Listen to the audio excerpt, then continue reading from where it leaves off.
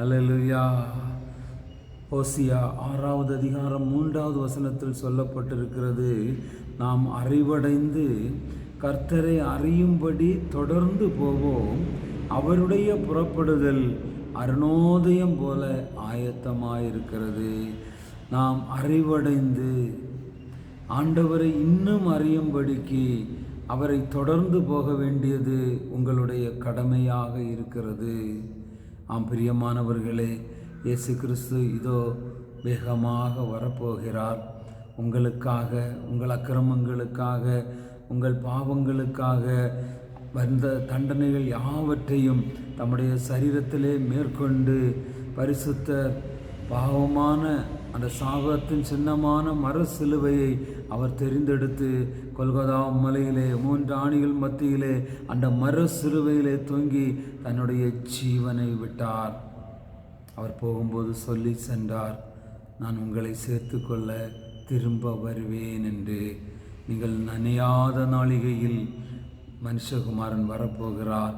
ஆகவே நீங்கள் ஆயத்தமாயிருக்க வேண்டும். ஆகவே இந்த வசனத்தின்படி கர்த்தராகிய தேவனை உங்கள் இருதயங்களில் எப்போதும் பரிசுத்த பண்ணி கொண்டிருங்க. உங்களுக்கு இருக்கிற நம்பிக்கையை குறித்து உங்களிடத்தில் கேட்கிற யாவருக்கும் நீங்கள் கோபத்தோடல்ல, ஆணவத்தோடல்ல, ஏனோதானோ ஒன்று அல்ல, சாந்தத்தோடும் வணக்கத்தோடும் பதில் சொல்ல எப்பொழுதும் ஆயத்தமாயிருங்க. உங்களில் வாழ்கிற இயேசுவை உங்கள் சரீரத்தில் சாந்தமுள்ளவராக, பிறருக்கு நம்பிக்கையை கொடுக்கிறவர்களாக உங்களுடைய செய்கைகளில் வெளிப்படுத்துங்கள்.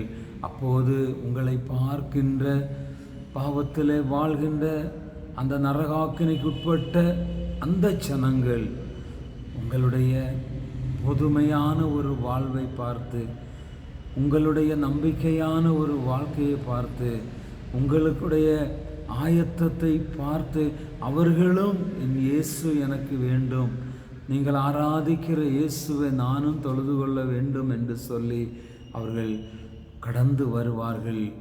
நம்பிக்கையோடு நீங்கள் சம்பாதித்த உங்கள் ஆத்துமாக்களோடு இயேசு கிறிஸ்துவின் வருகையிலே நீங்கள் கடந்து செல்வீர்கள். ஆகவே எப்போதும் சாந்தத்தோடும் வணக்கத்தோடும் பதில் சொல்ல காத்திருங்க, ஆயத்தமாயிருங்க. இயேசு கிறிஸ்துவை உங்கள் இருதயங்களில் பரிசுத்தம் பண்ணி கொண்டிருங்க. அப்படி பரிசுத்தம் பண்ணும்போது பரிசுத்த தேவன் நினையாத நாளிகையிலே வரும்போது நீங்களும் அவரோடு பறந்து செல்வீர்கள். தேவனுடைய